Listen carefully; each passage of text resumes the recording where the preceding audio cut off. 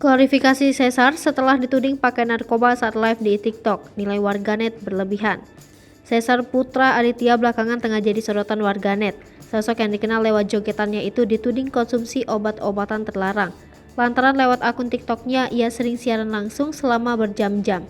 Dikutip dari YouTube Cumi-Cumi, Minggu 8 Mei 2022, Caesar membantah tudingan tersebut. Caesar mengaku memang sering siaran langsung ketika tak ada kerjaan di rumah. Akibat dari aksinya itu banyak warganet yang mencolek Badan Narkotika Nasional atau BNN.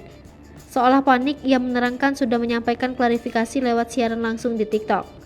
Meski begitu, warganet menyoroti aksi Caesar selama melakukan siaran langsung, di mana dalam sebuah kesempatan matanya sudah merah dan seperti kelelahan. Sedangkan badannya masih asyik bergerak sembari menyapa para penonton. Menanggapi itu, ia malah menganggap warganet terlalu berlebihan. Tak sampai di situ, mantan suami Indah Dari ini diduga siaran langsung di TikTok selama 24 jam. Caesar lagi-lagi membantah tudingan miring soal dirinya. Ia mengatakan selalu menyempatkan waktu untuk beristirahat dan mengisi tenaga. Tak ambil pusing, menurutnya yang terpenting bisa menghibur masyarakat. Sebagai informasi, Caesar sampai dituding mengonsumsi narkoba jenis sabu, dikarenakan ia tak jarang melakukan siaran langsung dalam durasi yang panjang.